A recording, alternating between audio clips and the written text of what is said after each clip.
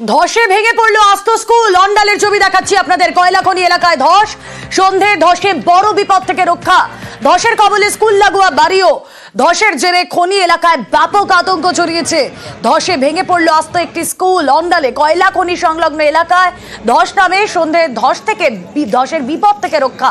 কথা বলবো অর্পণ চক্রবর্তী, প্রতিনিধি রয়েছেন আমাদের সঙ্গে। অর্পণ, কথা বলবো তার আগে আরো একবার আপনাদেরকে ছবি দেখাই, যেখানে ধসের কবলে স্কুল লাগোয়া বাড়িও ধসে গিয়েছে কতটা সেটা আপনারা ছবিতেই স্পষ্ট বুঝতে পারছেন। কয়লা খনি এলাকা, অন্ডালের কয়লা খনি এলাকা, এবং সেই এলাকাতেই ধস ভেঙে পড়লো আস্ত একটা স্কুল। কথা বলবো আমাদের প্রতিনিধি অর্পণ চক্রবর্তী রয়েছেন সঙ্গে। অর্পণ, কখন কিভাবে ধস নামে এবং এখনো পর্যন্ত কি আপডেট ক্ষয়ক্ষতি হতাহতে? এখন একেবারেই স্কুল কিন্তু বন্ধ ছিল, যে কারণেই দুর্ঘটনার হাত থেকে রেহাই পেয়েছে।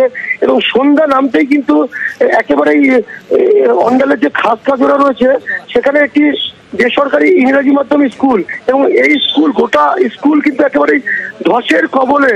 যদিও এলাকার মানুষ আতঙ্কে রয়েছে, খবর দেওয়া হয় ইসিএল আধিকারিকদেরকে, তারা কিন্তু এসে ওই এলাকাটি, এই ধস কবলিত এলাকা বিপজ্জনক টেপ দিয়ে একেবারেই ঘিরে রাখে এবং ঘটনাস্থলে পুলিশকে খবর দেওয়া হয়। পুলিশ এসে শুধু স্কুল নয়, স্কুলের পাশাপাশি একেবারেই স্কুল লাগাও একটি বাড়ি রয়েছে, সেই বাড়িটিও ধসের কবলে।